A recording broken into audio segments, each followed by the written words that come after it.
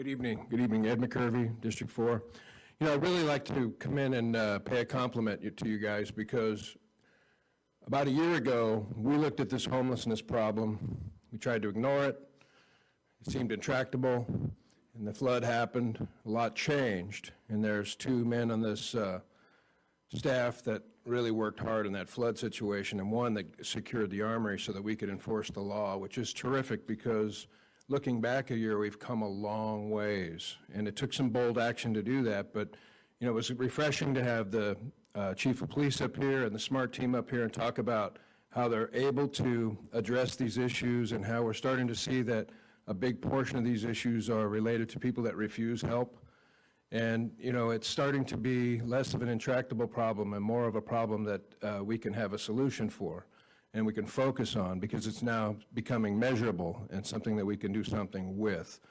I'm really excited to be able to come before you because it felt kind of hopeless before last year, and now it seems like a hopeful issue, and we're addressing that issue tonight with camping.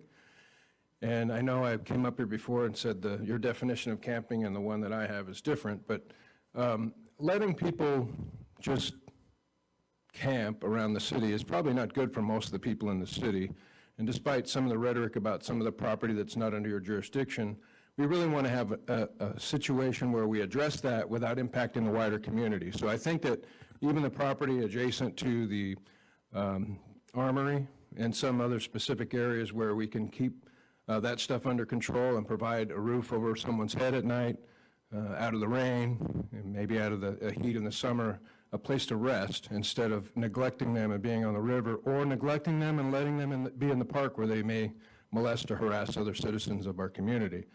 Please carefully consider this because we want to make sure that our community continues to thrive. We don't want to be worried about safety around our community, and we don't want to be worried about people downtown that are wandering around aimlessly on drugs and don't want to be helped.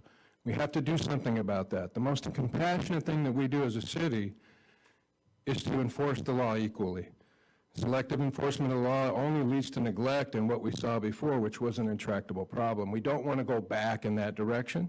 We made a lot of great progress, and there's some bold steps that have been taken. Continue to take those bold steps because that accountability is going to lead us to solutions and things that help the entire community and really have compassion for those people that are displaced and get them the help that they need, whether it's through a care court or some other process. We need to create some paths for them and spend some time being honestly compassionate for those people that are displaced in our city. And I just wanted to say thank you for the progress that you've made and continue to be bold and go forward. Thank you. Is there anyone else that would like to come forward? Please do so.